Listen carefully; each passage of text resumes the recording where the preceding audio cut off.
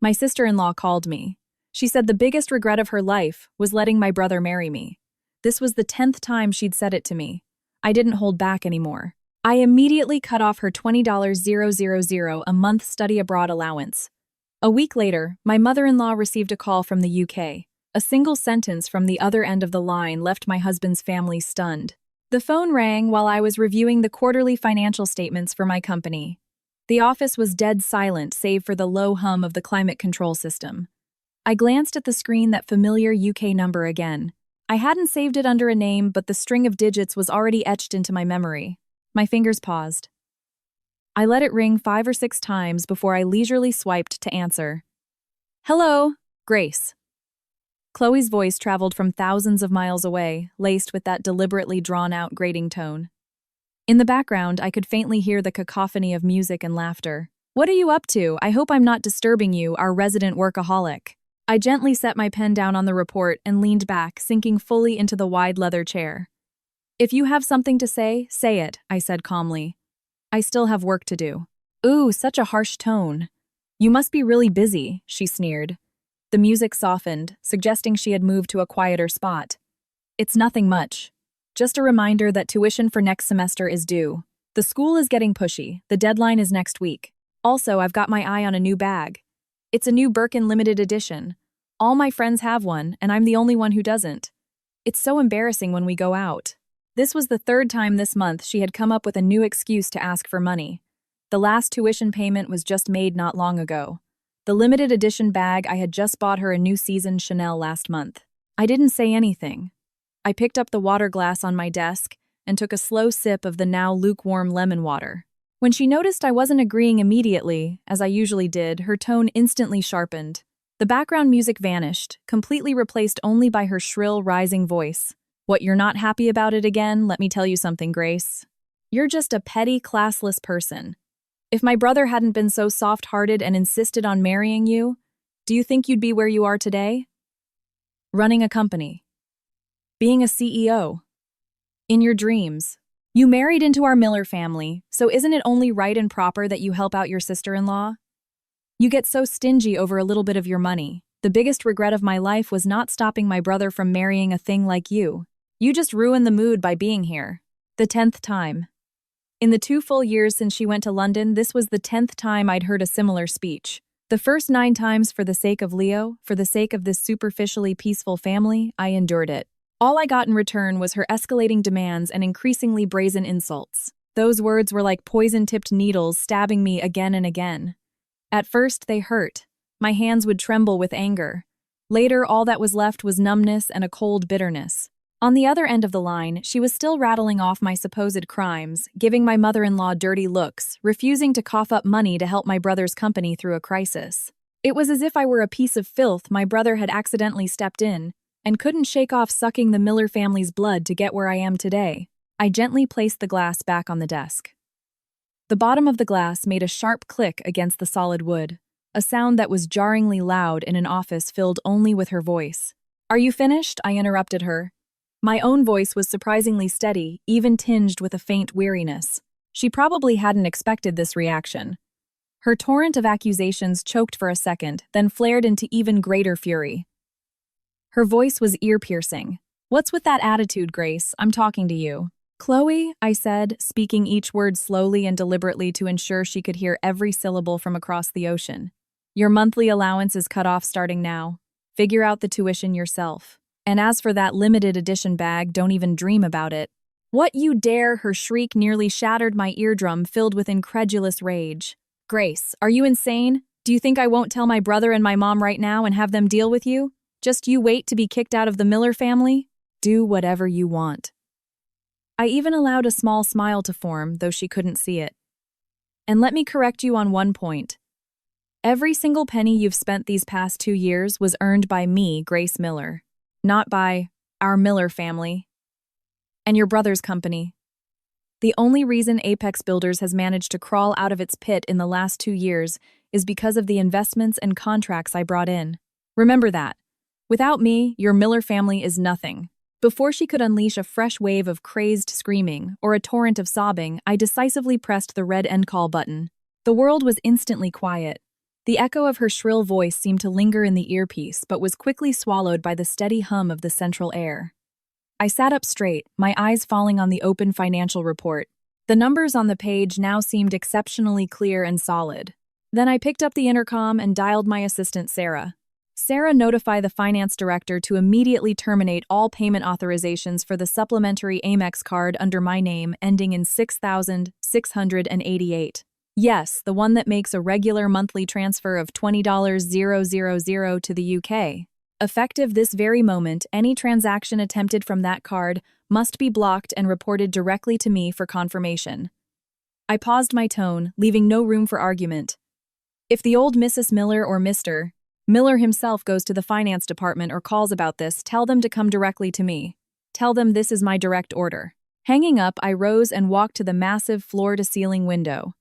Outside, Boston's bustling evening skyline unfolded a river of traffic and a galaxy of lights. The office was utterly silent, filled only with the sound of my own breathing. I suddenly felt that this breath was smoother than on any other day. The air sharper and fresher than ever before. It turned out that severing a toxic supply line didn't feel like pain. It felt like liberation. I knew this was just the beginning. The storm was coming. But I was ready. The mother-in-law. The air after that phone call seemed to congeal for 48 hours. The house was terrifyingly quiet. Leo used the excuse of company business to avoid coming home for dinner for 2 straight days. Not even a phone call. I knew he most likely knew and was either avoiding me or trying to figure out how to approach the situation. As for my mother-in-law Sharon, the longer she remained silent, the more her fury was likely building. Sure enough, on the afternoon of the 3rd day, the doorbell was rung with the force of an earthquake. The rapid, angry ding-dong sounded as if someone was trying to smash it. I didn't need to guess who had arrived. I happened to be sorting through some old magazines in the living room. I calmly walked over and peeked through the peephole. Outside, my mother-in-law's face was a long, grim mask, her lips pressed into a thin, hard line. She clutched the small designer handbag that my late father-in-law had supposedly bought for her on a trip to Italy, now gleaming with years of careful maintenance. Her other hand was still pounding on the door. I took a deep breath and unlocked it. The moment the door opened a crack, she forced her way in like a gust of wind, not even bothering to change her shoes. Her well-maintained feet clad in heels clattered across the wool rug in the center of the living room. She spun around a finger, jabbing almost into my nose, her lips painted a dark, angry red. "Grace, are you trying to stage a rebellion?" I closed the door, locked it, and then slowly walked to the sofa and sat down. I even smoothed out my skirt before looking up at her. "Sharon," I said mildly, "what are you talking about? Why are you so angry? Sit down, have some water, and calm down." "What water? I'm full of anger. Just looking at you makes me furious." My mother-in-law's chest heaved violently, her voice high and shrill, echoing slightly in the high-ceilinged room. Chloe called me crying. She was a wreck. "What is wrong with you? On what grounds did you cut off her living expenses? Is that your money to cut off? That's the Miller family's money. It's Leo's money. You're an outsider. You're overstepping. Do you really think you're the one in charge of this family?" Her words came out like a machine gun spittle flying. I looked at her flushed face and the veins bulging on her neck from agitation. A frozen lake inside me remained perfectly still. So this was it. This was the family I had gotten in exchange for 10 years of marriage and endless tolerance. I had spent my money and energy to maintain this family's respectable facade, and in the end, in their eyes, I was still an outsider. They could command at will, an outsider who should be grateful to hand over everything she had. I didn't rush to argue. Instead, I leaned over, opened the drawer under the coffee table, and took out a thick, black-covered binder. The corners were slightly worn, a sign of frequent use. I slapped it onto the gleaming glass coffee table right in front of her. Thwack. "Sharon, don't get worked up. And don't yell. Since you came here today talking about money, about the Miller family's money, let's put aside all this empty talk of mother-in-law and daughter-in-law. Let's just settle the accounts. Let's be practical. Let's just talk about money." I opened the binder and pushed it to her side of the table, my finger tapping the densely packed printed spreadsheets. From the very first day Chloe decided to go to London, every single expense of hers that passed through my hands, big or small, I've recorded it right here. Date amount, purpose, vendor, it's all crystal clear. Some entries even have screenshots of her iMessages asking for the money. My mother-in-law was taken aback, clearly not expecting this. She shot a hesitant glance at the binder, her eyes quickly flitting away as if the numbers might burn her. But she remained stubborn. So So what? Doesn't every family keep accounts? A girl studying abroad, seeing the world, networking, buying a few nice things to dress up. Isn't that normal? Our family isn't some poor household that can't afford it. You married into the Miller family. Helping out the family, helping your sister-in-law, isn't that what you're supposed to do? Don't you even understand that?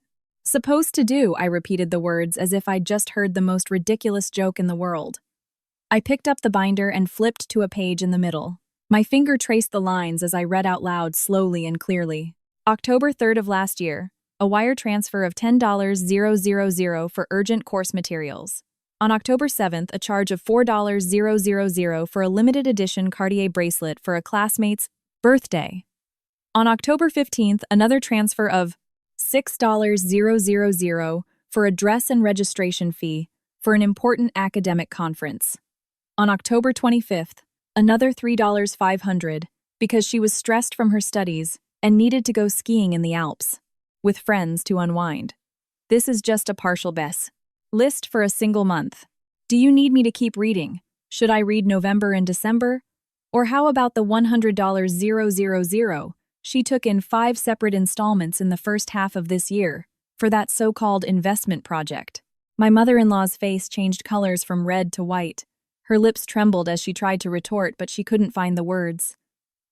The specific dates and amounts were like cold stones pelting her. She had probably never imagined that her quiet, submissive daughter-in-law wasn't just capable of enduring, but also of keeping meticulous, damning records. Sharon Chloe is 25 years old, not 15. She's studying business in London, not alchemy. I closed the binder and looked directly into her flickering eyes. In 2 years, not counting the fixed $80,000 per year for tuition and basic rent, just for this so-called networking, buying nice things, de-stressing, and investing, Chloe has taken an extra $280,000 from me. That's an average of nearly $12,000 a month. And that doesn't even include the holiday cash I give her in the family's name. Leo's company has been having trouble with cash flow since the second half of last year. Several projects have delayed payments. He comes home late every night, so worried he smokes on the balcony in the middle of the night, his brow constantly furrowed. Do you know about this? Have you ever asked him? In your heart, is there only room for your brilliant daughter studying abroad, the one who needs endless money to network and de-stress? My words were like icicles delivered calmly but hitting her right where she was most vulnerable. My mother-in-law's face was flushed, her chest heaving even more violently. She pointed a finger at me. You stop using my son to make a point. I don't understand business matters. That's between you and your husband, Chloe. Chloe might be a bit of a spendthrift, but isn't that because you two spoiled her? As her sister-in-law, couldn't you have talked to her, guided her? Did you have to resort to such a drastic measure, cutting off her allowance? She's all alone in a foreign country. What will she do? Without money, how will she eat? Where will she live? If something happens to her, can you take responsibility? She is 25, Sharon, not 5. Legally, she is a fully competent adult, I said, my tone flat but resolute. The first lesson an adult should learn is to be responsible for their own actions. She can choose to get a part-time job, she can choose to be frugal, she can even apply for a student loan. As for money, I paused looking at her and stating clearly, she still has a brother who dotes on her like a precious jewel, and a mother who thinks of nothing but her well-being. You or Leo, whoever feels sorry for her, whoever wants to send her money, I will not stop you. I won't say a single word. But I leaned forward slightly, my gaze locking onto hers, speaking each word with deliberate clarity from me, Grace Miller, from every single cent that I have earned. Not another penny will ever flow into Chloe Miller's account. The money I've given in the past, I'll just consider it money I threw away on a bad investment. From now on, it's impossible. Is what I'm saying clear enough? My mother-in-law stared at me, her eyes wide, her finger trembling as she pointed. She sputtered, You. Her face turning purple with rage. Finally, she managed to choke out, Fine, you, Grace. You've got your wings now, haven't you? You're rich, and you look down on your husband's family. You just wait until Leo gets home. Let's see if you're still this arrogant. This family isn't yours to run. With that, she snatched her small designer bag, her arms swinging wildly with anger, turned, and slammed the door behind her with all her might. The massive bang reverberated through the spacious living room, seeming to make the crystal chandelier tremble. I sat on the sofa, unmoving, my gaze fixed on the black binder on the coffee table. The dense numbers inside were proof of my foolishness over the years, and also my most powerful weapon now. I reached out gently, stroking the slightly curled cover, then snapped it shut with a click. I locked it back in the drawer. This was just the beginning. My mother-in-law's rage, Leo's predicament, it was all expected. Next, it would be time for the main character herself to make her move. I picked up the cold water and took a sip. The icy sensation slid down my throat, but it only made my mind clearer. The husband. Leo didn't get home until after 11 p.m. I was still awake, finishing up some work in the study. I heard the sound of the front door opening and closing, shoes being kicked off, and then heavy, tired footsteps coming up the stairs. He paused at the bedroom door, hesitated, then turned towards the study. He pushed the door open, reeking of smoke and whiskey. His tie was askew, the top 2 buttons of his shirt were undone, and his face looked gray and haggard under the study's cool white light. My mother-in-law's furious phone call that afternoon had clearly been embellished, probably with a dramatic, tearful performance. He pulled off his tie, tossed it onto the arm of the nearby armchair, and then sank heavily into the sofa. His body slumped as he raised a hand to rub his temples, closing his eyes. He sat like that for a long time before opening them to look at me seated behind the desk. His first words were in that exhausted, peace-at-any-cost tone. "Grace. Mom came by this afternoon, didn't she? What's going on with you and Chloe?" Mom is so angry her blood pressure shot up. She just took her medication and went to bed. I saved my document, closed my laptop, and folded my hands on the desk looking at him. "Why don't you first ask what your sister did to me? What she said to me, that made me decide to cut off her allowance?" Leo sighed again, his voice hoarse. "Chloe is still young, we spoiled her. She's immature and sometimes says things without thinking, without any tact. You're her sister-in-law, you're older. Just be patient with her. Don't stoop to her level. She's alone in a foreign country, the culture is different, and she's under a lot of academic pressure. It's normal for her to be a little emotional. Why don't we? Just reinstate her allowance. Do it for my sake. Let's not blow this out of proportion. It'll be easier for me to explain to Mom. You know how Mom is, she dotes on Chloe. The second Chloe cries, Mom gets upset. It was the same old tune. Trying to smooth things over, asking me to be the bigger person, using his sake and the family's difficulties to emotionally blackmail me. In the past, I might have softened, thinking about family harmony, thinking about how he was caught in the middle, and I would have compromised again and again. But this time, the deep-seated humiliation from that phone call, the words, "The biggest regret of my life was letting my brother marry you," were like a poison-tipped nail driven into my heart, tearing out flesh and blood when, pulled. That combined with the cold disappointment built up over 10 such incidents had turned my heart to stone. "Leo," I cut him off before he could continue his persuasion, my voice clear and calm, especially distinct in the quiet night. "First, she is 25, not 15. Legally, she is a fully competent adult who should be responsible for every word she says and every action she takes. Second, she has it tough. Is it tough for her when she's living lavishly in a foreign country, buying limited edition bags, attending luxurious parties, and flying to Europe to ski whenever she feels like unwinding? Was it easy for you, working yourself to death, drinking until you threw up at business dinners when your company's cash flow was about to dry up, and the bank was breathing down your neck for loan payments? Was it easy for me? When I had to drink, until I was hospitalized with a bleeding stomach ulcer to land a client staying up until 3 or 4 in the morning to finish proposals? Does any of our money grow on trees? Does it just appear while we're lying down? Leo was struck dumb by my barrage of questions. His exhaustion was quickly tinged with the irritation and shame of having his reality exposed. Then what do you want me to do? Are you saying we should just ignore her? Let her fend for herself in a foreign country. She's my sister. My own flesh and blood. Can't you just take a step back for my sake? She is your sister, not mine, I retorted, not giving an inch, my tone even colder. I have no obligation, and certainly no reason to use the money I've earned through hard work, and at the cost of my health to support a sister who treats me like an enemy, and an ATM who calls me a thing, and wishes I would get out of her family's house. Immediately. Leo, I'm making my position clear tonight. I am cutting off Chloe Miller's allowance, and that's final. And not just her allowance. From now on, any expense of hers beyond basic tuition and accommodation, I will not pay another cent. That is my bottom line. Leo's face darkened completely, his weariness replaced by anger. He shot up from the sofa, looking down at me. Grace, do you have to be so rigid, so merciless? Do you still want this family? Do you still want this marriage to work? Can't you think about the bigger picture for this family? Wanting this family and stopping the support of a 2- and 5-year-old giant infant are not mutually exclusive.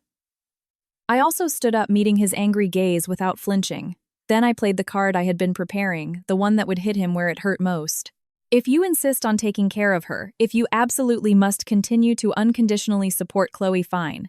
We'll go to a lawyer's office tomorrow and draw up a formal post-nuptial agreement, a clear division of our corporate and personal assets. My company, Aura Designs, and all my investment income will be completely independent of the Miller family, with no further connection to you. Your company, Apex Builders, and your income, you can subsidize your sister or even your parents however you want. I won't have a single complaint. But my money, my company, no one will touch a single cent of it again, including you. Leo's head snapped up, his pupils constricting as he stared at me in disbelief as if seeing me for the first time. His lips trembled, and for a long moment he couldn't speak. He never imagined I would be so resolute that I would directly propose dividing our assets. My company, Aura Designs, though not as large in scale as his Apex Builders, had the advantage of high-quality projects, stable profits, and extremely healthy cash flow. His company, on the other hand, looked impressive on the surface, but was bogged down by several stalled projects and a tight cash flow. It often needed my help with funds or used my company's credit to secure loans. If we truly split, his company probably wouldn't last a few months. You, he stammered, his face going from red to white, his voice dry. Are you threatening me? Threatening me with divorce and splitting the family? No, I'm reasoning with you, stating the facts and giving you a choice. I walked around the desk and stood in front of him.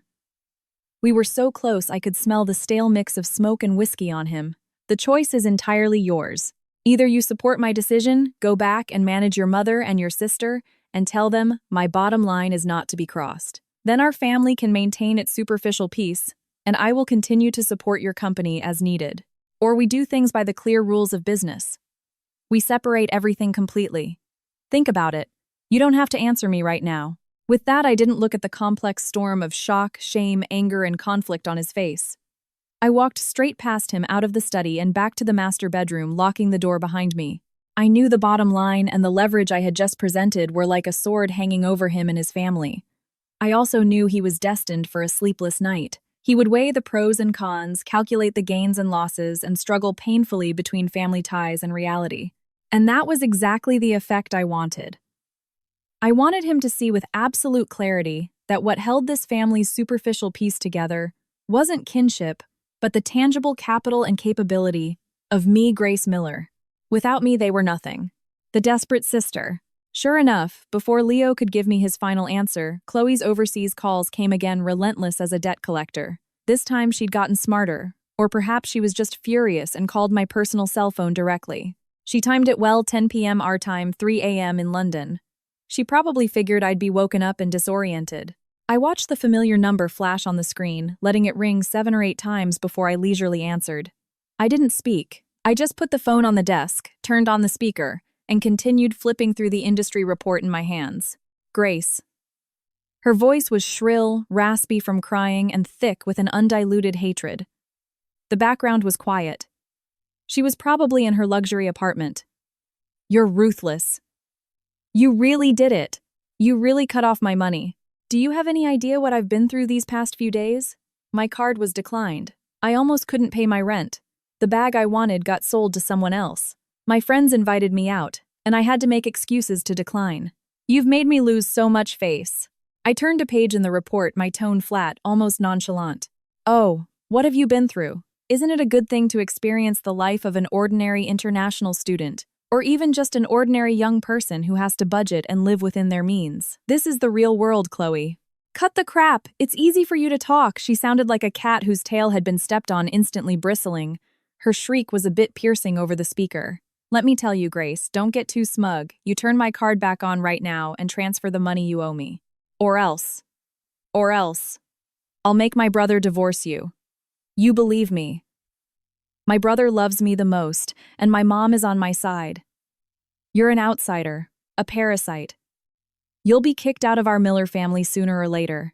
When you're old and washed up, we'll see who wants you then. The word divorce, coming from this sister-in-law who did nothing but spend money and stir up trouble, was absurdly comical. In the past, that word might have filled me with panic, with the fear of losing a family I had built for years.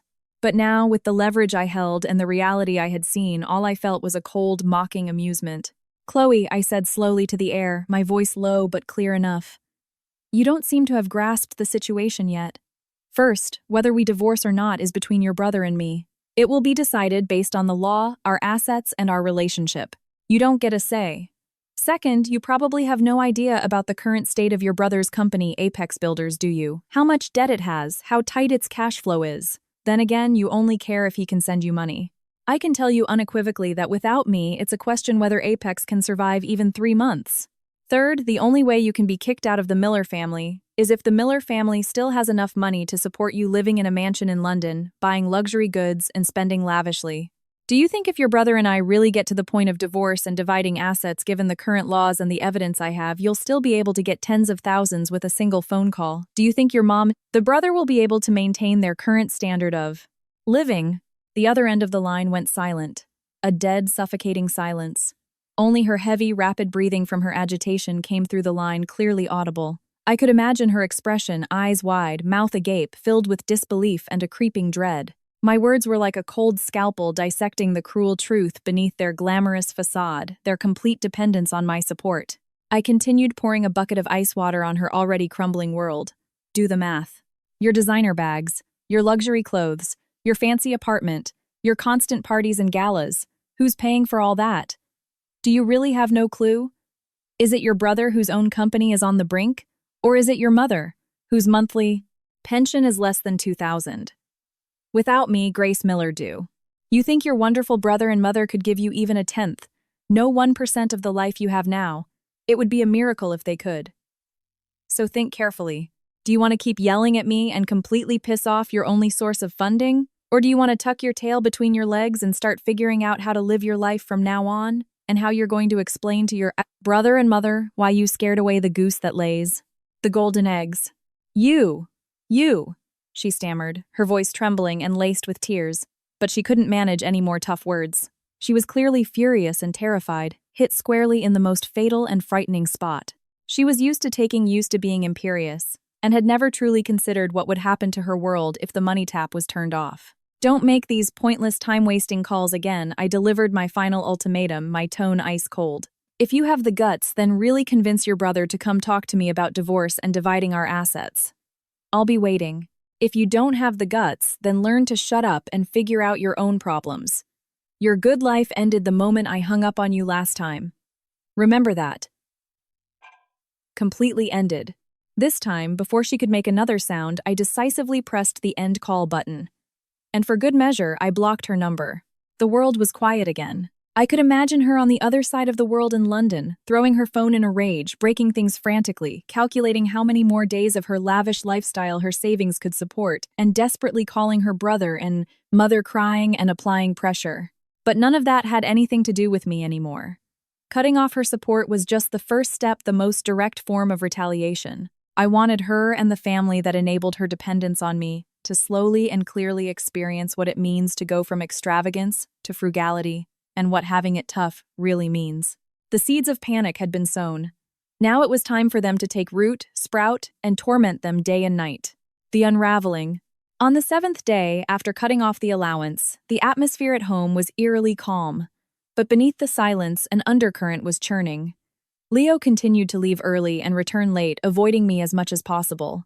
On the rare occasions we crossed paths, his eyes would dart away and he'd look like he wanted to say something, only to walk past in silence. My mother-in-law Sharon hadn't come over to cause a scene either, which I found unusual. It wasn't in her character to be this quiet. Sure enough, that afternoon, just as I returned from a client meeting and before I'd even changed out of my work clothes, the doorbell rang. It wasn't the furious, insistent ringing from before, but a hesitant, intermittent ding-dong. Ding-dong. I checked the security monitor. It was my mother-in-law. She stood outside, clutching her phone tightly, repeatedly glancing down at the screen. Her face wasn't angry, but a mixture of panic, worry, and suspicion. Her eyes darted around as if she had a guilty conscience. I opened the door. When she saw me, she forced a smile that was more unnatural than a grimace. "Grace. Ah, you're back. It was rare for her to speak in such a placating tone. She even took the initiative to change into slippers, her movements a bit stiff. "Yes, Sharon. Come in and sit." I stepped aside to let her in and close the door. She followed me timidly into the living room but didn't take her usual spot in the most comfortable armchair. Instead, she perched stiffly on the edge of a single sofa, her back ramrod straight, her hands still clutching her phone on her lap. I didn't speak first. I went to the kitchen, poured her a glass of warm water, and placed it on the coffee table in front of her. Then I sat on the long sofa opposite her, watching her quietly, waiting for her to speak. She picked up the glass, brought it to her lips, but didn't drink, then put it down again, her fingers nervously rubbing the smooth surface, making a faint squeaking sound. The living room was so quiet you could hear the tick-tock of the wall clock. Finally, as if she had summoned all her courage, she looked up at me, lowered her voice, and asked quickly, "Grace, about Chloe. Have you been in contact with her these past few days, or has she said anything unusual to you?" I looked at her, my expression calm. "No. After our last call, I blocked her number." "Sharon, what kind of unusual things are you referring to?" "It's just, in London, besides studying what kind of friends has she been making, has she met any strange people?" My mother-in-law's voice was full of uncertainty and deep worry, her brow furrowed. Did she get into some kind of trouble?" My mind stirred, but I kept my face impassive, instead showing a touch of appropriate confusion. "Sharon, why are you suddenly asking this? Doesn't she FaceTime you and report in every day? Didn't she say she's always with her classmates, studying and attending proper academic events with just the occasional party? What kind of trouble could she get into?" "Oh, just stop beating around the bush with me. You know something, don't you?" My mother-in-law was getting agitated. Her voice rose, then she seemed to catch herself and quickly lowered it again, leaning forward. Her voice was now a pleading whisper. "Just now, about 2 hours ago, I got a call. It was a UK number, but not Chloe's usual one. It was a man. He had an English accent, but he spoke very stiff and serious. He asked if I was Miss Chloe Miller's mother, Mrs. Sharon Miller." She licked her dry lips and continued, "I said yes. Then he said he had some serious information about Miss Chloe Miller that he needed to confirm with her guardian or immediate family. He asked if I could provide her father's or brother's contact information. I asked who he was, what organization he was, with the school, the police, what was wrong. He refused to say. He only said the matter was very important, involving legal and personal safety issues, and that he had to speak with her immediate male relatives." I was so scared, my heart was pounding. I didn't dare say much, just told him the men of the family weren't home and I'd get back to him, then I hung up. By now, the color had drained from her face. She gripped the tassels on the sofa armrest, her knuckles white. The more I thought about it, the more scared I got. I tried calling that number back to get some clarity, but it wouldn't go through. Just a dead tone. "Grace, tell me the truth. Did Chloe get into some huge trouble over there? Is it related to you cutting off her allowance? Could she have been scammed? Or did she offend someone? Could she be in danger?" I looked at the genuine terror on my mother-in-law's face. It was a mother's instinctual fear for her child's safety, transcending all her previous disdain and scheming. The vague suspicion in my mind began to solidify. It seemed the trouble Chloe had cooked up in London was coming to a head faster, more directly, and more dangerously than I had imagined. The other party was no longer content with extorting from Chloe. They were now reaching out to her family back home. I didn't answer her barrage of questions directly. Instead, I focused on a key point. "Sharon, that man who called, besides asking for your son or husband, did he mention anything specific? Or in the past 6 months, has Chloe ever mentioned meeting someone special like a very close boyfriend? Or did she suddenly become very too much, interested in certain investments or ways to make money?" My question seemed to stun her. She shook her head blankly, her eyes growing more panicked. No, she didn't. She only ever told me her classmates were nice and that she was busy with her studies. A boyfriend? She never mentioned one to me. Every time I asked, she'd say her studies came first, and she wasn't thinking about that. Investing. She's just a student. What does she know about investing? Grace, you know something, don't you? You must know something. Tell me, please don't scare me. I gently pulled my wrist free from her unconscious grip and patted her cold hand, my voice calm to the point of being detached, but carrying a weight that could offer a sliver of stability. "Sharon, don't scare yourself. Maybe it was just a wrong number or some new type of scam. However, my tone shifted, my gaze sharpening. Since they've called you directly, it seems Chloe really does have some things going on in London that we don't know about. And it might not be a small matter. Don't panic. And don't try to contact that number again. Most importantly, do not mention this call to Chloe. We don't want to alert her or make her more scared. Like a drowning person grasping at a lifeline, my mother-in-law nodded repeatedly. Okay, I won't say anything. I won't call. Then, what do we do now? I will handle it, I said, standing up my tone, leaving no room for doubt. You go home and act as if everything is normal. Don't show any signs of distress. I will inform you immediately if there's any news. Remember, until I contact you, do not answer any unfamiliar overseas calls, and do not give Chloe any more money if she asks. Leave everything to me. My mother-in-law looked at my calm and composed demeanor as if I had everything under control. She opened her mouth, seemingly wanting to ask more, but in the end, all her questions and fears melted into a dazed reliance. She nodded blankly, picked up her phone and bag, and left with unsteady steps.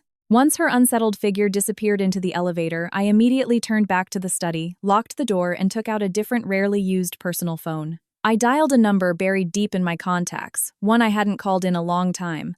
The phone rang 3 times before it was answered. A capable, crisp female voice with a slight British accent came through. Miss Miller, what a rare pleasure. Calling at this hour, is there an urgent matter? Jessica, sorry to bother you. I need you to run a check on someone in London. I need it fast and as detailed as possible. I gave her Chloe Miller's name, date of birth, possible phone numbers, and her known university information. Focus on her real social circle over the past year, especially the last 6 months. Spending records, bank statements, relationship status, and whether she's involved in any legal disputes, unusual debts, or has ties to any unsavory characters. Money is not an issue. I need the whole truth. Jessica Vance was a former international student I had helped by chance many years ago. She was decisive, highly competent, and now worked in high-end private investigation and corporate intelligence in the UK with a deep network of contacts. There was a moment of silence on her end, then a crisp reply. Understood, Miss Miller. The more detail, the better, prioritizing sensitive and dangerous items. Give me 3 days. I'll get you a preliminary report. Good. I'll be waiting for your news. Hanging up, I walked to the window and looked down at the people strolling leisurely in the community garden. The sun was out, everything looked peaceful, but I knew that beneath the calm surface a dark tide was already surging. Chloe Miller, just what kind of massive pit have you dug for yourself and for this family? The report.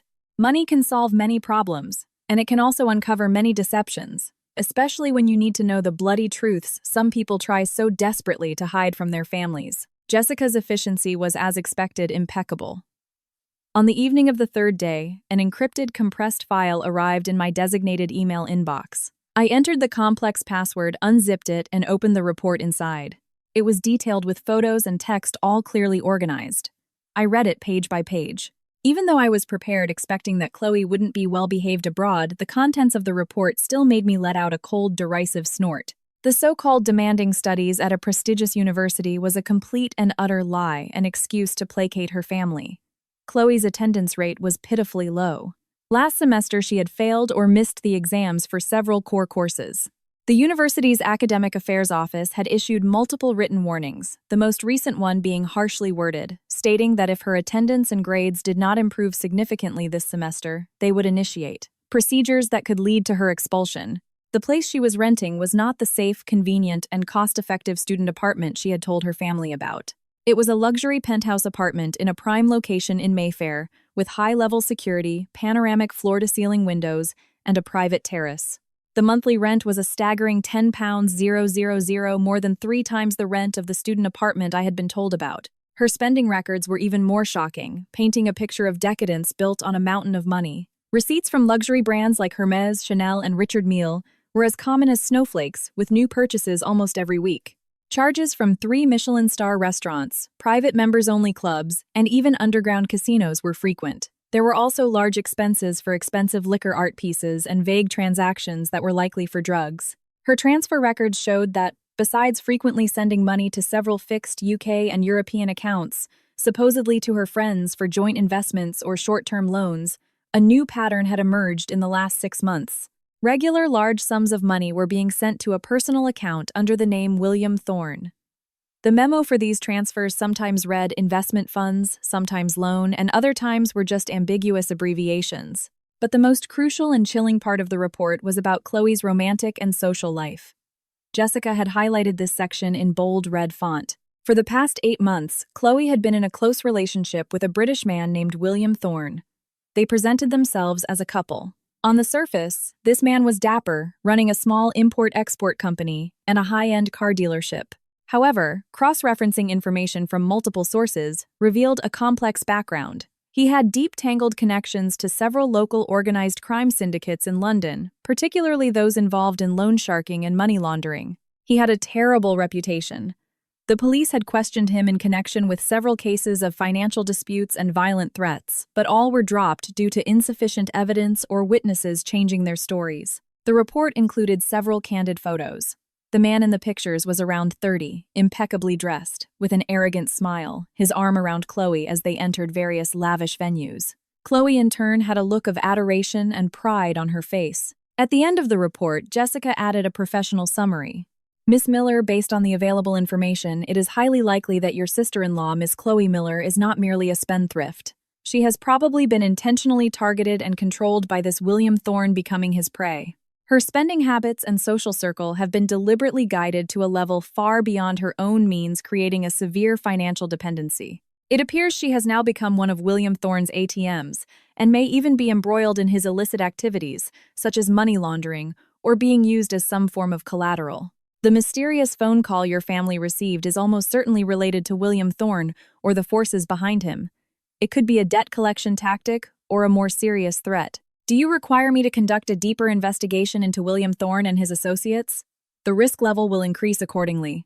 I leaned back in my chair and closed my eyes, letting the information from the report swirl and connect in my mind. The luxury apartment, the designer goods, the casino, the loan shark boyfriend, the police record, the mysterious threatening phone call, everything now had a logical and utterly terrible explanation. Chloe wasn't studying abroad. She was using my money to build a gilded, decadent fantasy for herself, and she had willingly walked into a meticulously designed trap, becoming a fish on someone else's chopping block, while leading the trouble right back to her. Family, I replied to Jessica, continue the deep dive on William Thorne. I need to know his recent financial situation, which syndicates he's closely involved with, and the specific methods he might be using to control or threaten Chloe. Be safe. I'll double your fee. Report any new developments immediately. I closed the laptop. The study was lit only by a single desk lamp, casting the room in a dim glow. A clear, cold plan was forming in my mind. This was more serious than I had thought. It wasn't just immaturity and overspending anymore. It involved security risks and flirted with the edge of the law. The phone call my mother-in-law received was not the end. It was the beginning. Just as I was contemplating my next move and how to share this damning report with the people who needed to see it, there was a soft knock on the study door. Leo stood outside, looking even worse than a few days ago. His eyes were bloodshot, he hadn't shaved, and he exuded an air of exhaustion and anxiety. When he saw me sitting at the desk, he hesitated as if wanting to turn and leave, but ultimately came in, closing the door behind him. His voice was harsh, laced with an undisguisable frustration. Mom came to see you again this afternoon, didn't she? She's been acting strange and secretive ever since she got back, completely distracted. She won't say what's wrong, just that you told her not to worry. Is something really wrong with Chloe? So he knew about the call after all. He had sensed something was off from his mother's abnormal behavior. I looked at him, the man who was once my husband, now overwhelmed by his sister's mess, resentful of me, yet forced to rely on me. A deep sense of weariness washed over me. Not hate, not love, just a profound fatigue with this marriage so entangled with interests, schemes, and a pile of rotten affairs.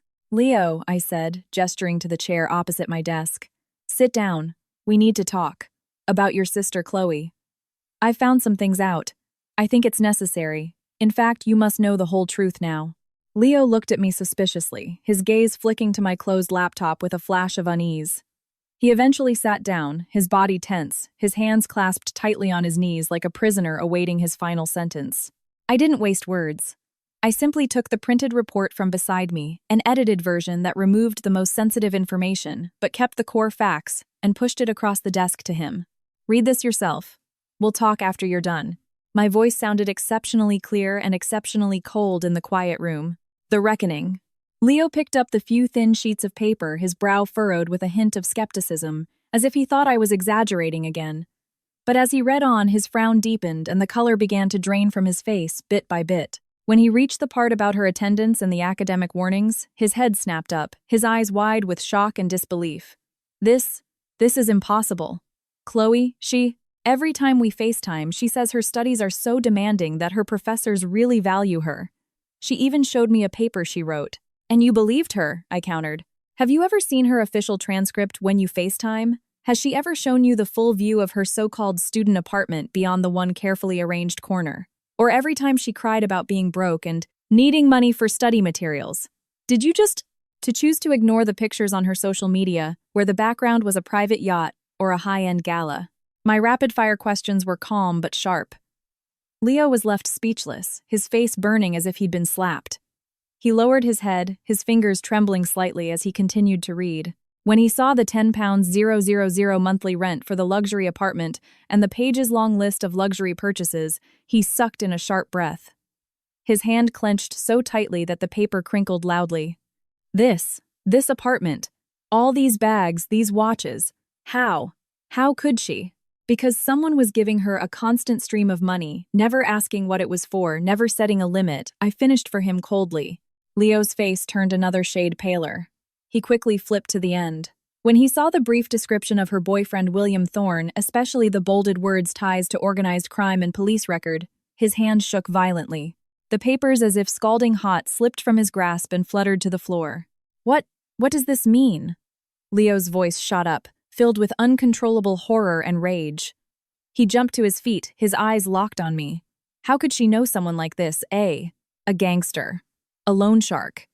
Is she insane? I don't know if she's insane, but she's definitely a fool, I said. I bent down and picked up the scattered papers one by one, my movements calm and unhurried. I straightened them and placed them back on the desk. The report indicates she's been with this William Thorne for at least 8 months. They're very close. These 8 months also coincide with the period her spending skyrocketed, and the frequency and amount of money she asked from me increased dramatically. By a rough estimate, she took over $180,000 from me during this time. At least $120,000 of that flowed to William Thorne, or was spent because of him. The mysterious phone call your mother received. The caller refused to identify himself, but insisted on speaking to a man in the family. That's a classic move for these loan sharks or mob-affiliated groups. They think female family members are easy to scare, but when it comes to making decisions and negotiating terms, especially paying back money, they need to talk to a man. Leo looked as if all the strength had been sucked out of him. He collapsed back into the chair, burying his face in his hands, tugging at his hair in anguish. His voice, muffled by his fingers, was choked with sobs. How did it come to this? How did she become like this? I always thought. I thought she was just spoiled, a bit vain, and liked to spend money. I even used to blame you for not being generous enough with her. His voice broke and his shoulders shook violently. Watching this man, who had always presented himself as a successful businessman and the pillar of the family, now so vulnerable and broken before me, I felt no sympathy or satisfaction. I was just a frozen lake reflecting his pathetic state. He should have seen this coming.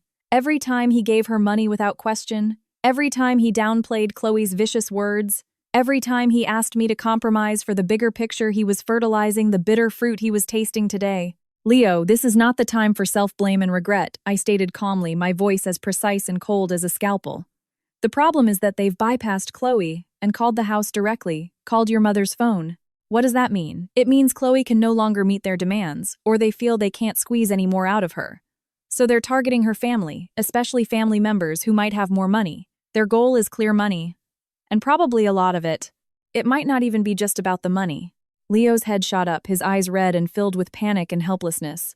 Then, what do we do now? Police, yes, call the police. Call the police in the UK, have them arrest that bastard and protect Chloe. Call the police. On what grounds? How, I asked, my logic almost cruel in its clarity. International police reports are complicated. Right now, all we have is evidence of abnormal spending, suspicious associations, and one anonymous threatening phone call. We have no proof of physical harm, no clear kidnapping or ransom demand. The caller didn't give any specific information, not even an identity. What would we tell the police? My sister might have a bad boyfriend, might owe some money, and someone might have called to scare her mother. Do you think the London police would even open a case? And even if they did, how efficient? Would they be? What if it just tips them off? What if they get desperate and actually do something to harm Chloe? My series of questions left Leo speechless. The small flame of hope he had just ignited was instantly extinguished and his face grew even paler. He was finally truly realizing that his sister hadn't gotten into some minor trouble but a complete disaster involving potential mob ties, dirty tactics, and a reach that extended all the way back to the US. This was a mess that couldn't be solved with typical family dispute methods. So we just watch. Wait for them to call again and extort us. Leo's voice trembled with despair. Of course not. Seeing his defeated state, I softened my tone slightly, but it remained firm. Since they made contact, it means they want something. And they either feel the time is right or they're getting desperate. If we just wait passively, we'll only lose more ground. What we need to do is turn this situation around, prepare ourselves, and get on the same page. We can't be like before, letting Chloe lie and deceive us while we foolishly and unconditionally fill the holes she digs. This bottomless pit must be sealed and it must be dealt with at the source. Otherwise, today, it's a mysterious phone call. Next time, it might not be a call, but you or mom or me receiving something much more terrifying. My words sent a shiver down Leo's spine, and the last traces of color drained from his face. The way he looked at me for the first time was completely devoid of a husband's authority or a man's pride. All that was left was total reliance and a humble plea. Grace, then, what should we do? I'll listen to you. This time, I'll really listen to whatever you say. As long as we can get Chloe back safely, I'll do anything. Hearing his tear-choked, I'll do anything, I still felt no ripples in my heart. He had brought this on himself. But at this point, anger and blame were meaningless. Solving the problem and controlling the damage were what mattered. First, I said, standing up and beginning to lay out the plan, bring your mother here. Explain the basic situation to her in a way she can handle. Emphasize that Chloe might be in danger. Make her stay calm, not panic, and most importantly, not give Chloe any more money or information privately. Second, you try to contact Chloe. Don't question her, don't argue. Show concern, try to get information from her. See what her situation is, if she's safe, if her freedom is restricted, if that William Thorne is with her. Be tactful. Don't scare her, and don't let on that we know about her boyfriend. Lastly, I walked to the window and looked out at the dark night, my gaze sharp. We wait. We wait for that call or similar contact to come to us again. In the meantime, I will have my people in the UK continue their investigation to give us more leverage. Remember, from this moment on, the three of us must be a united front. All actions will be coordinated by me. Can you do that? Leo nodded frantically like a drowning man clinging to a lifeline. Yes, I can. I'll go get Mom right now. He stumbled to his feet, swaying slightly, as if his legs were weak, and hurried out of the study. I looked at the closed door and slowly exhaled. The first step, shock and awe and reclaiming control, was complete. Next, it was time to face the real wolves outside. Chloe Miller, look what you've dragged the entire family into. The call. My mother-in-law was brought over by Leo around 9 p.m. Her eyes were swollen and red like peaches. She had clearly been crying alone for a long time. When she saw me, her lips moved, but all her former bluster was gone, replaced by a timid, awkward demeanor. Grace, she mumbled. I nodded and gestured for her to sit. The three of us sat in the living room, forming a strange triangle. The light from the huge crystal chandelier was bright but cold, illuminating every subtle expression on our faces. The atmosphere was so heavy you could wring water from it. I was about to lay out the core details from Jessica's report, especially the safety risks, in a calm but firm manner. But before I could speak, my mother-in-law's phone, sitting on the glass coffee table, began to vibrate violently. The buzzing sound was piercingly loud in the dead-silent room. Another unknown number from the UK. The prefix was different from the last one, but it radiated the same ominous feeling. All three of us snapped our gazes to the vibrating phone as if drawn by a magnet. The screen's light pulsed in the dim living room. My mother-in-law flinched as if she'd been burned, yanking her hand back and looking at me, then at Leo for help, her lips trembling, too scared to answer. I took a deep breath, suppressing the flicker of anxiety that shot through me, and gave Leo a look. He understood. His Adam's apple bobbed. He reached for his mother's phone, his fingers white from the pressure. He steadied himself, glanced at the number, then looked at me. With my silent nod of approval, he pressed the answer key and immediately turned on the speaker. Hello, Leo's voice was dry, trying to stay calm. Good evening. May I ask if this is Mrs. Sharon Miller, mother of Miss Chloe Miller? A man's voice came through the phone. He had a perfectly crisp, educated British accent, but his tone was so polite it was robotic, exuding a cold, detached professionalism that was nothing like a typical scam call. Leo glanced at me. I nodded slightly. He cleared his throat and replied, "I am her brother, Leo Miller. My mother is right here, but she isn't feeling well. You can speak with me directly." "Mr. Miller, good evening," the man said, his tone unchanging. "My name is Michael Evans. I am a licensed private investigator currently working in London. I have been hired by a client to conduct some lawful inquiries into Miss Chloe Miller's recent financial situation, social connections, and certain specific activities. A private investigator." The three of us exchanged shocked glances. This was more formal and more troublesome than we'd imagined. "Who hired you? Who is your client? What's their objective?" Leo demanded, his voice tight with suppressed anger. "I apologize, Mr. Miller, but my client's identity is a professional confidence. I am not at liberty to disclose it." Michael Evans' voice remained steady like he was reading a report. "However, based on my findings, I have been instructed by my client to inform Miss Miller's immediate family of some highly concerning situations." He paused as if choosing his words carefully, then continued in that same calm, cruel tone. "Our investigation shows that Miss Chloe Miller has recently borrowed multiple large sums of money from my client and their associates under her own name, with the total principal exceeding £500,000.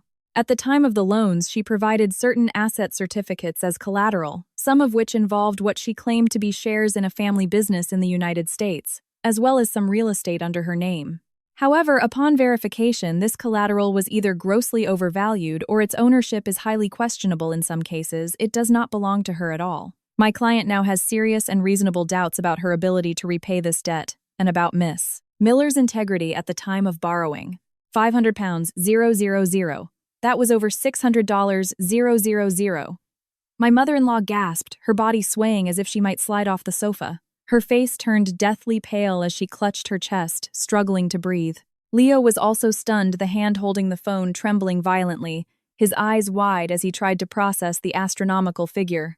Michael Evans seemed to expect this reaction. His voice continued without a hint of emotion as he dropped an even bigger bombshell. "Furthermore, during the investigation, I discovered that Miss Miller has been associating very closely with certain individuals in London who have ties to organized crime, including her current live-in boyfriend, a Mr. William Thorne. There are indications that a portion of her borrowed funds were funneled by Mr. Thorne into illegal high-risk online betting activities with catastrophic losses. It is highly likely she is now deeply mired in a debt trap, and due to the background of her associates, her personal safety is facing a genuine and significant potential threat." Are you telling the truth? Do you have proof?" Leo's voice was shattered, clinging to a final shred of desperate hope. "Mr. Miller, I am a professional. My conclusions are based on a verifiable chain of evidence. Due to professional ethics and my client agreement, I cannot provide you with all the original evidence. However, I can select certain key pieces of information that do not compromise my client's core privacy and send them via encrypted means to this phone or a secure email you designate for your verification." Michael Evans's tone was still level, but it carried an authority that could not be questioned. He paused, his tone shifting slightly, as if the carefully laid trap was finally revealing its bait. "Additionally, based on my comprehensive investigation, Miss Miller's primary source of funding for her high-consumption lifestyle over the past 2 years points directly to a Miss Grace Miller in the United States, that is your wife. My client has also taken full note of this. He believes that given Miss Miller's current inability to repay perhaps the true reliable repayment capacity, as well as the moral responsibility for this matter, should be sought from Miss Grace Miller. This is the main reason I am contacting you today, and hoping to communicate with a family member who can make decisions." There it was. The spear was now aimed squarely at me. The other party hadn't just dug up all of Chloe's dirt. They had a clear picture of my existence and my role. This wasn't a simple debt collection.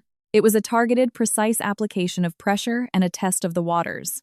My mother-in-law and Leo both whipped their heads around to look at me, their expressions a chaotic mix. There was fear of the massive debt shock at Chloe's dangerous entanglement and confusion that it had all escalated so far. But deeper, there was also a hidden habitual expectation that even they might not have recognized the expectation that I would once again, as I had countless times before, step up, pull out my money, and solve this enormous problem. Fill this gaping hole. I met their gazes filled with both terror and hope, and spoke clearly and calmly into the speakerphone on the coffee table. Mr. Evans, this is Grace Miller.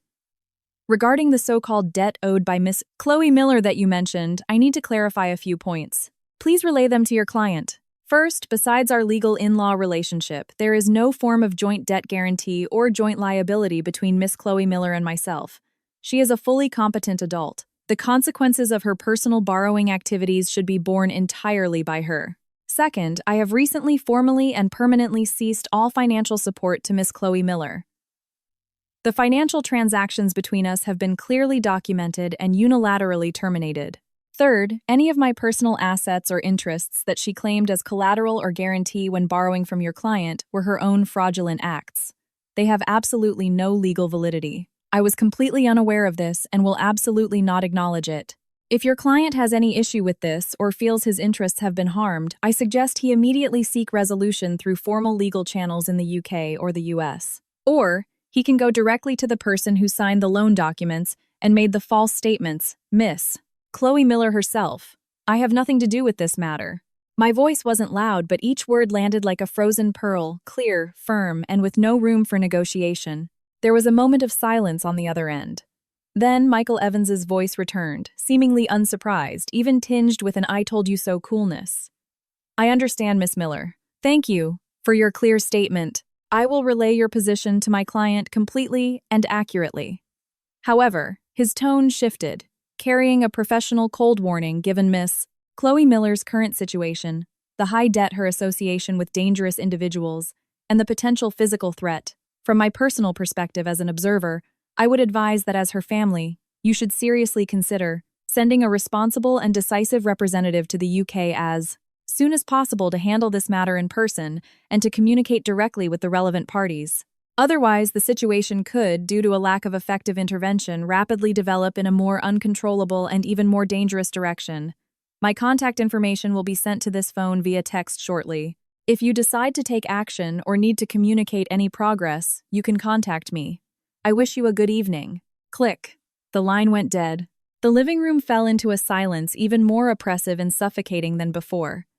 The only sounds were my mother-in-law's ragged, choked sobs and the indifferent ticking of the wall clock. A few seconds later, with a wail, my mother-in-law finally broke down under the successive blows, letting out a flood of unrestrained sobs, tears, and snot streaming down her face. $600, 000.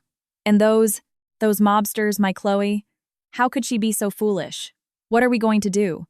What are we going to do? This is going to be the death of me. Leo was ashen-faced like a soulless clay statue, sitting there, frozen, his head in his hands, curled up in a ball, silent as if completely crushed by the massive number and the words physical threat. I sat on the sofa opposite them, my back straight, my gaze calm, watching their complete and utter breakdown. One sentence from the other end of the line had left my entire in-law family stunned and in despair. And the root of all this absurd, dangerous disaster was the bitter fruit of their years of boundless spoiling indulgence and their use of me as an ATM and a shield. Now it was their turn to taste this bitter, expensive, and potentially fatal fruit themselves. The tide of panic had already drowned them, and the rope that could pull them ashore was in my hands. But this time, if they wanted me to pay unconditionally again, it was absolutely impossible. The ultimatum. My mother-in-law's cries were like a broken dam, a torrent that couldn't be stopped. Her sobs were heart-wrenching, not just because of the terrifying debt, but because of the primal fear for her daughter's life brought on by words like organized crime and physical threat. As she cried, her blame as usual turned to me. She lifted her tear-streaked face, a trembling finger pointing at me, her voice shrill and broken. "It's all your fault, Grace. It's all your fault. If you had just been stricter with her, not let her spend so much money, she would never have borrowed from these loan sharks. She would never have gotten mixed up with those good-for-nothing, damnable people. Now look, such a huge mess. If anything happens to her, I don't want to live either. I don't want to live." Leo, agitated by his mother's hysterical crying and accusations, snapped out of his stupor. A wave of frustration and despair washed over him. He shot his head up, his eyes bloodshot, and roared at his mother. "Mom, what's the use of saying all this now? Back then, every time Chloe wanted money for this or that, weren't you the one who always backed her up saying girls need to be raised with money that our Miller family could afford it? Now that there's trouble, all you know is how to blame others, blame Grace. Did Grace not try to control her? Did she not try to reason with her? Did you or Chloe ever listen?" My mother-in-law was stunned by her son's unprecedentedly harsh rebuke. Her sobs caught in her throat as she stared at her usually dutiful son in disbelief. A sense of betrayal and complete helplessness washed over her, and she began to cry even more heartbrokenly. You're yelling at me. You've gotten so tough now, haven't you? It's all my fault, is it? I'm just an old woman. What do I know? Would I ever harm my own daughter? It's you two. You, the brother and sister-in-law, you didn't raise her right. You didn't watch over her. And now you're blaming me. Why is my life so miserable? Seeing the situation devolving into a pointless cycle of blame, I spoke coldly. My voice wasn't loud, but it was like a pair of icy scissors instantly cutting through their emotional outburst. Will arguing about who's right and who's wrong solve the $600,000 debt, or will it magically pull Chloe Miller safely out of a potentially life-threatening situation? They both fell silent. My mother-in-law's sobs turned into suppressed whimpers, and Leo buried his head in his hands again in agony. Tears still welled in my mother-in-law's eyes, but her gaze towards me now held a deep-seated habitual reliance and a desperate plea. Then, what do we do now? We can't just abandon Chloe, can we? She's my own flesh and blood. Hurry up and think of something. You're well connected. You have resources. Just take out the money and pay off the debt. We can't afford to mess with those mobsters, those desperate criminals. Pay. To make the problem go away. Just pay them. Money again. Even at a time like this, her first instinct, her gut reaction was still for me to pay up and fix it as if I were a bottomless gold mine or a tool specifically designed to clean up their family's messes. Leo didn't speak, but he looked up at me, his eyes filled with a complex plea and a heavy, unspoken moral pressure. It was a look that screamed, "You can't just stand by and watch her die, can you?" I met their gazes a mixture of fear, dependence, and entitlement, and slowly, firmly shook my head. Sharon. Leo. Listen to me carefully. This is not a problem that can be solved simply by throwing money at it. In fact, throwing money at it might be the worst possible choice. First, the debt is huge. The other party is clearly a professional loan shark, possibly a criminal organization.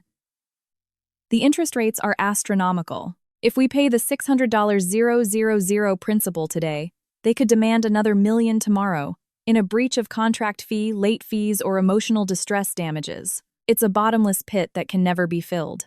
If we pay this time, they'll only be more aggressive next time. Second, Chloe herself is deeply entangled, completely infatuated with that William Thorne. If she doesn't wake up, if she doesn't cooperate and completely sever ties with that environment and those people, even if we pay off this debt, she'll just be tricked into borrowing again and digging an even bigger, more fatal hole. It's treating the symptom, not the cause. It would be a waste of effort and could even harm her more. Third, I paused my gaze, sweeping over their instantly paling faces, speaking each word with resounding force. My money was earned by me through early mornings and late nights, through business dinners and drinks, through taking risks. It didn't fall from the sky. And it certainly wasn't earned to fill a giant black hole dug by stupidity, vanity, greed, and a con man. Especially when the person in that black hole has spent the last 2 years insulting, cursing, and belittling me like an enemy. I have no obligation and no reason to be the fool who pays for this. My mother-in-law grew desperate, struggling to stand. So, you're just going to watch your sister-in-law die.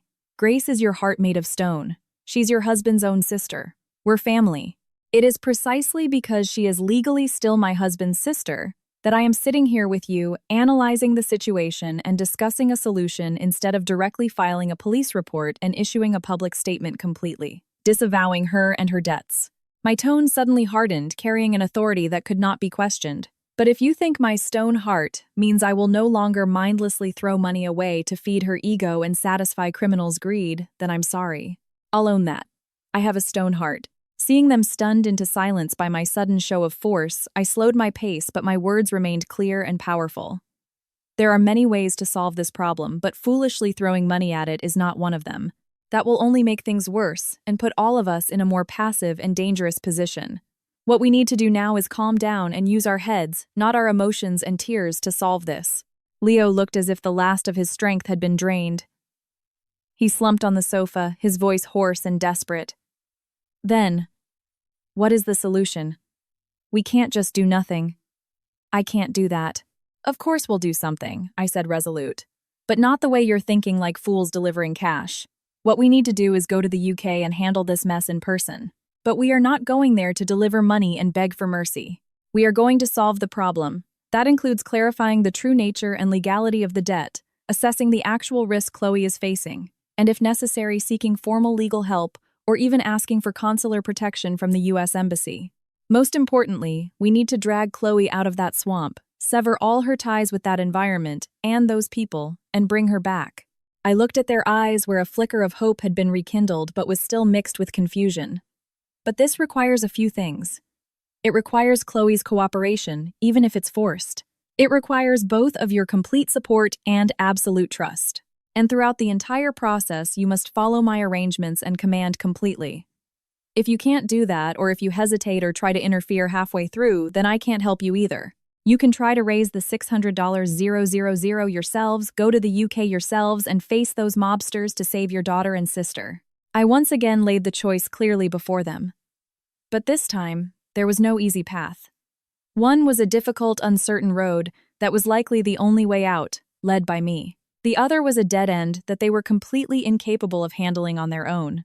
My mother-in-law opened her mouth, her face, a mess of tears and snot, about to say something about the danger, about being in a foreign country. But looking at my expression and Leo's, especially the complete reliance and surrender in his eyes, she ultimately swallowed her objections. She just slumped back, muttering, "Go to London. We don't know anything. It's so dangerous. What if they've already taken Chloe?" Leo struggled for what felt like an eternity, the muscles in his face twitching. Finally, as if summoning all his strength, he gave a slow, heavy nod. He looked at me, his eyes filled with exhaustion, shame, and complete surrender. "Grace, you're right. We were wrong before. This time, we'll listen to you. When? When do we leave? What do we need to prepare?" "Not yet," I said, glancing at the clock on the wall. "First, I need to contact that Michael Evans, or use other channels to get more information about his client, the debt details, and Chloe's current situation. We need as much intelligence as possible to make a plan. In the meantime, Leo, book the tickets." Leo nodded immediately. "Okay." "No," I cut him off, my tone absolute. "Book one ticket for me. Business class, the earliest possible flight." "What? You're going alone, Leo?" and my mother-in-law cried out in unison. My mother-in-law even forgot to cry. "Yes, I'm going alone." I stood up, looking down at them, my presence commanding the room. "More people will be useless, a liability even. They could even become more leverage for the other side to use against us. I'm going to handle a problem, to negotiate and maneuver and use whatever means necessary to resolve this. I'm not going on a vacation or a family visit, and I'm certainly not going to deliver a busload of hostages. You two stay here, keep your phones on 24/7 and wait for my news. Without my permission, you are not to contact Chloe again, and you are not to send her a single cent. Can you do that?" Leo looked at this wife who seemed to have been completely transformed, calm, formidable, and unnervingly unfamiliar. He opened his mouth, but in the end, all his words turned into a single dry syllable. "Yes. You have to be careful." My mother-in-law was completely speechless, just staring at me blankly, her expression a maelstrom of emotions. I said no more. I turned and walked towards the study.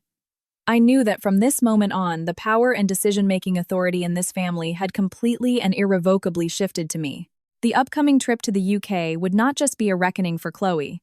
It would be a test of my own abilities, and a final clean break with the twisted dynamics of this family.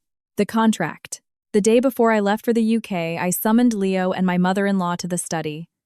The atmosphere was heavy.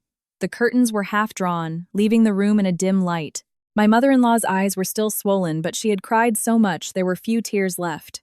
She just sat there numbly, unconsciously twisting a crumpled handkerchief in her hands. Leo looked ashen and gaunt, unshaven with deep bags under his eyes. He looked as if he'd aged a decade overnight, his spine seemingly gone. I didn't waste time on pleasantries.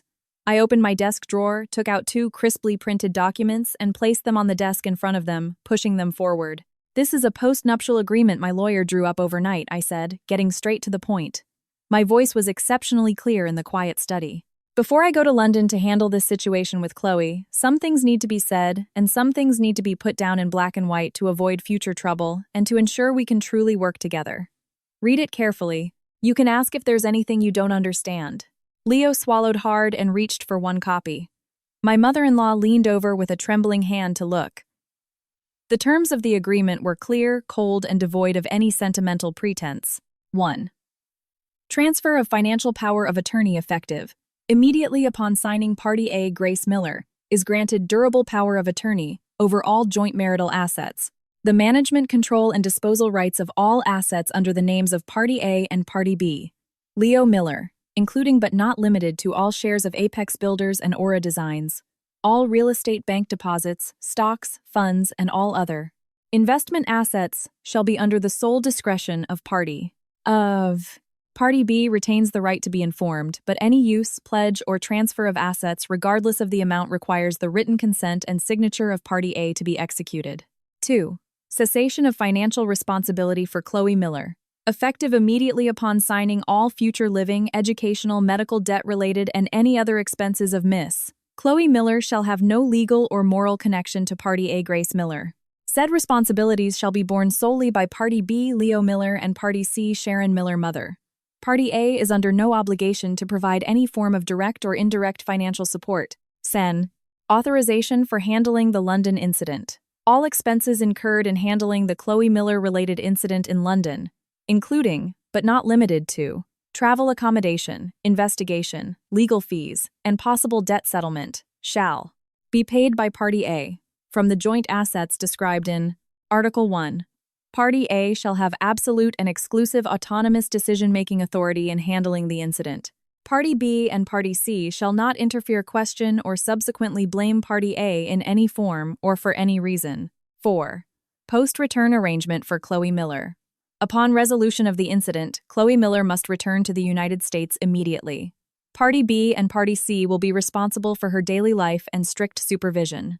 All consequences arising from her future actions shall be borne by herself, Party B and Party C, and are unrelated to Party A Grace Miller.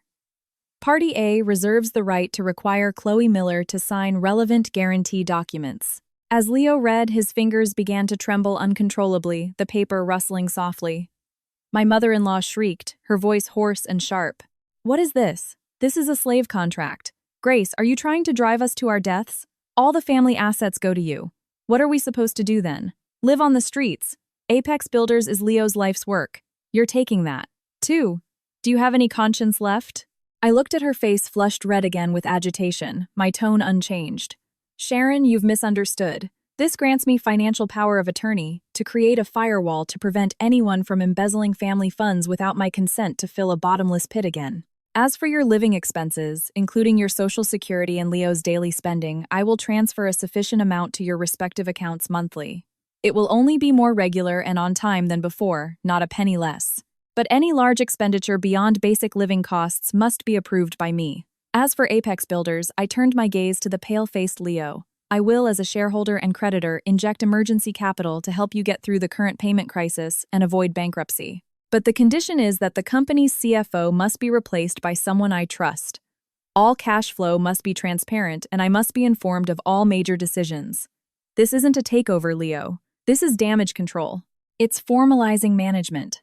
And it's preventing your life's work from collapsing completely due to another blind decision or family burden. You know the real state of Apex better than I do. I looked back at my mother-in-law, my tone hardening. If you find these arrangements unacceptable, fine. We have another option. I paused, my gaze sweeping over them both. Leo, we can go to our lawyers tomorrow and file for a formal divorce. After the divorce, we will divide all marital assets according to the law. Once the division is complete, your company, your income, you can subsidize your sister or your mother however you want. I won't have a single complaint. I won't even look back. But my company, my money, my resources will from that moment on have absolutely no connection to your Miller family. You can figure out how to go to London, save your sister, and deal with that $600,000 debt and the mobsters yourself. 2 paths in black and white. You choose. Leo's face turned a deathly white, a fine sheen of cold sweat breaking out on his forehead. Divorce. Right now, his company was on the brink of collapse. His sister was in a life-or-death situation, and his mother was useless besides crying. Divorced without any of my financial or networking support, what would he use to fix this mess? He knew better than anyone that the only person who could save Chloe and possibly his company was me and the resources at my disposal. The agreement, though harsh, at least saved the company, secured his mother's basic living and gave him a glimmer of hope for solving his sister's problem. He closed his eyes in agony, his body swaying as if under immense pressure. After a long moment, he opened them. They were bloodshot and filled with a humiliating complete surrender. He picked up the pen I had ready, his fingers trembling so much he could barely hold it. His voice was hoarse, as broken as an old bellows. I'll sign. Leo, you can't sign that. You're selling the whole family to her. My mother-in-law lunged forward to grab the pen, tears streaming down her face again. Mom Leo violently shook her off, letting out a desperate roar, his eyes a furious red. If I don't sign, do you have a way to save Chloe? Do you have a way to keep the company from going bankrupt? Do you have $600,000 to pay off the debt? If I sign, at least this family still exists in name. Chloe might still have a chance to come back. We won't end up on the streets. Wake up. My mother-in-law was stunned by his unprecedentedly harsh and desperate shouts. She stared blankly at her son, then at my cold, merciless face. She finally realized the battle was lost. They had no more bargaining chips. She collapsed back into her chair, covering her face and starting to sob again. But this time her cries were filled more with resignation, helplessness, and a deep, gut-wrenching regret. Leo didn't look at her. As if using all the strength he had left in his life, he signed his name on both copies of the agreement in the space for Party B. His handwriting was shaky and heavy. I pushed one copy to the still sobbing mother-in-law. Sharon, as Party C, the witness you also need to sign. She was trembling like a leaf in an autumn wind. She looked up, her tear-filled eyes glancing at me, then at her son's desolate face. Finally, with a trembling hand, she took the pen and scrawled an even shakier Sharon Miller next to Leo's name. I took back the two signed agreements, carefully checked the signatures, then signed my own name in the space for Party A. Once that was done, I locked one copy in the study's safe and handed the other to Leo. You keep this. The agreement is now in effect. Leo took it mechanically, not even looking at it, and shoved it into his pocket. He looked like a man whose soul had been hollowed out. My flight is early tomorrow morning, direct to Heathrow, I said, my tone a bit softer, but still carrying an undeniable command. You two wait for my news at home. Remember the terms of the agreement. Do not contact Chloe without my instruction. And do not listen to a single word she says about money or her crying pleas. Everything waits until I get there and assess the situation. Leo nodded heavily, looking as if he'd aged another 10 years, his posture stooped. My mother-in-law just kept her head down and whimpered, saying nothing more. I looked at them, one lost and soulless, the other filled with regret, but I felt no sense of victory. Just a quiet finality and a faint mocking irony. My battle was about to begin in a foreign land. And these two pieces at home, once so troublesome but now defanged, were no longer a concern. A huge, dangerous mess and a reckless sister-in-law who was probably still hoping for a lucky break were waiting for me to clean up in London. London's weather was just as cold and damp as I had expected. A low-hanging, pale gray sky drizzled intermittently, the air filled with a cool, detached atmosphere. I didn't notify Chloe.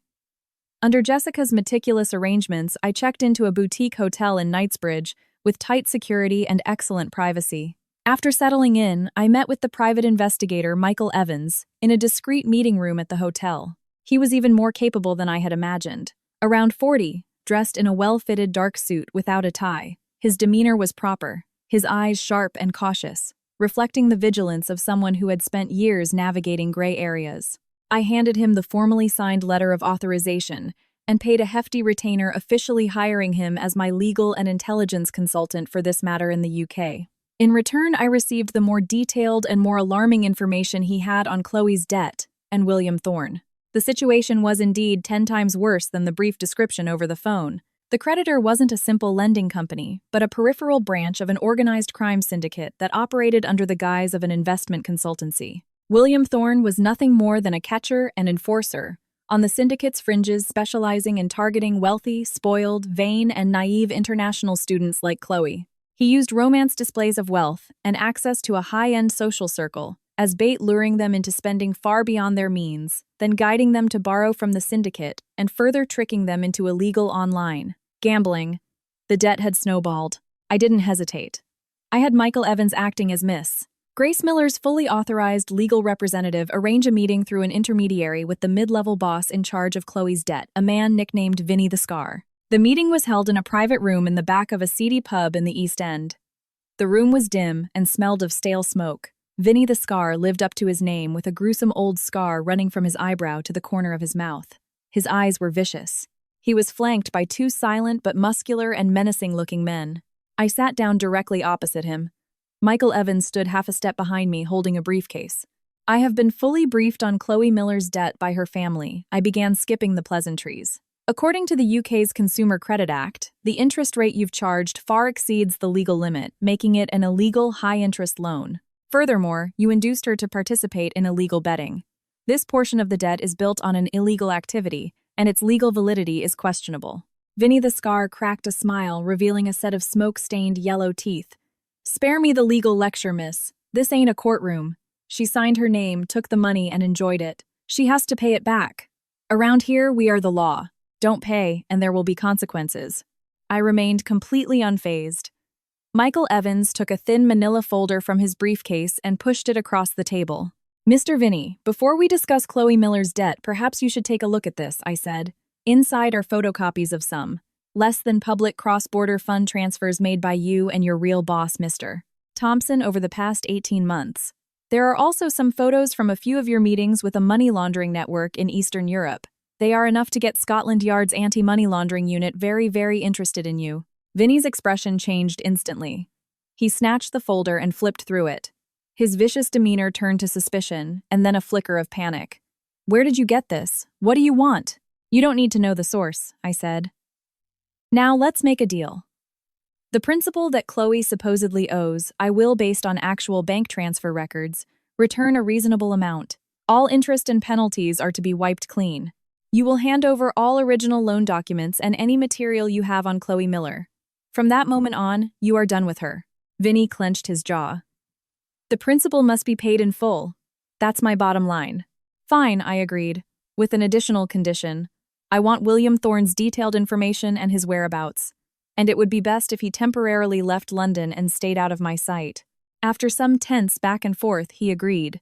The threat of the blackmail material was far more significant than a dried-up well like Chloe. I had the money drawn from the Miller family's joint account, every expense meticulously documented, transferred in 2 installments. Vinny handed over the documents and arranged for William Thorne to lie low in Spain. I then had Michael Evans use some unconventional but effective methods to ensure Thorne's vacation was unpleasant and that he would never bother Chloe again. Only then did I, accompanied by Michael Evans, go to the luxury apartment in Mayfair. After we rang the doorbell, the door opened a crack secured by a chain. Chloe appeared.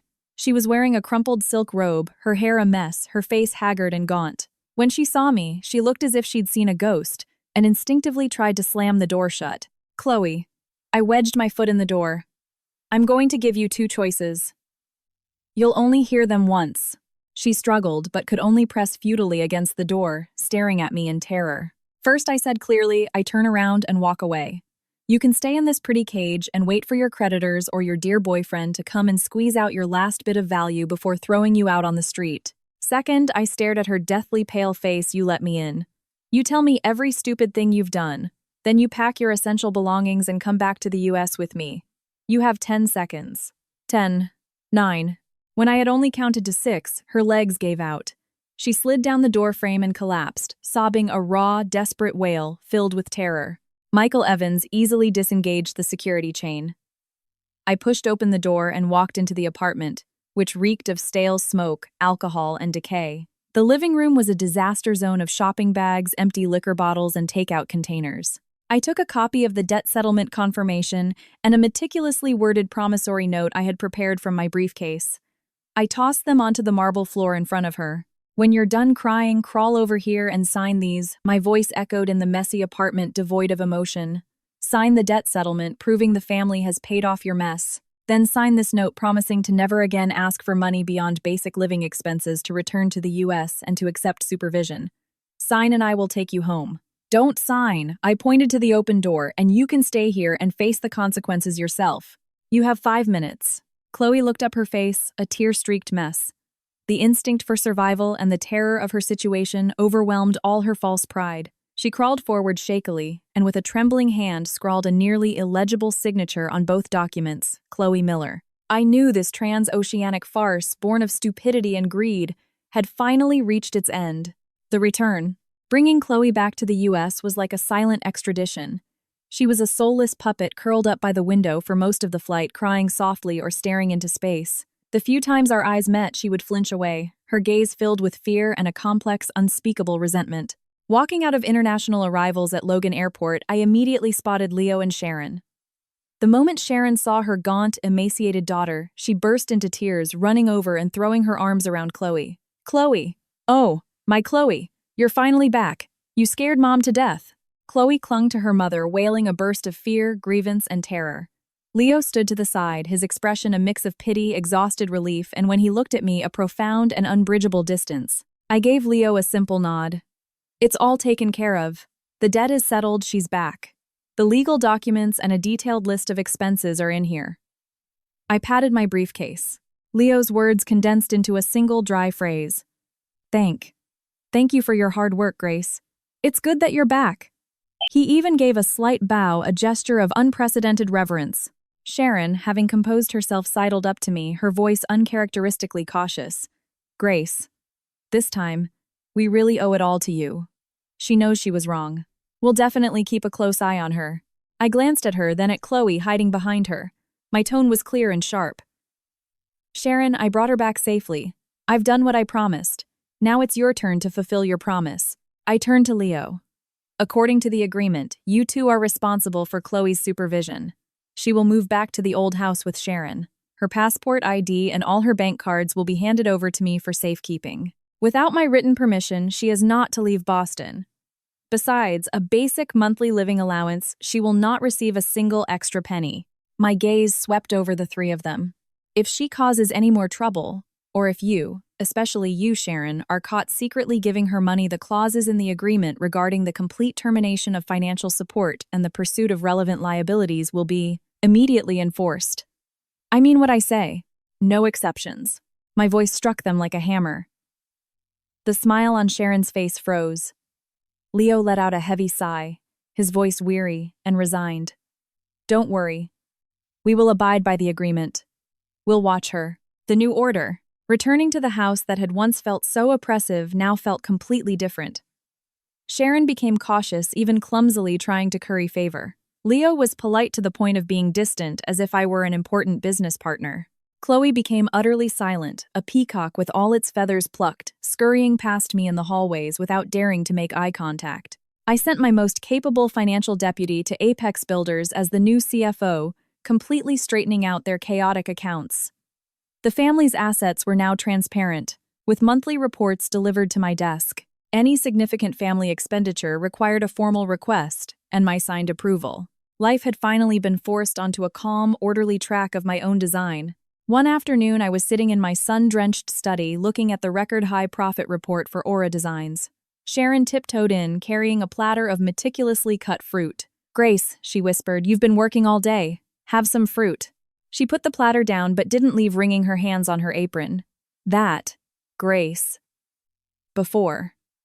It was Mom, who was old and foolish. And Chloe. She was spoiled by us. All those terrible things, she said. You. Don't hold it against us. From now on, this family will listen to you. I picked up my teacup, blew gently on the surface, and took a sip. I didn't respond to her belated, insincere apology. The hurts had been inflicted. They couldn't be erased with a few empty words. Let the past be the past, I said faintly, my gaze still outside at the new cherry blossom trees I'd had planted.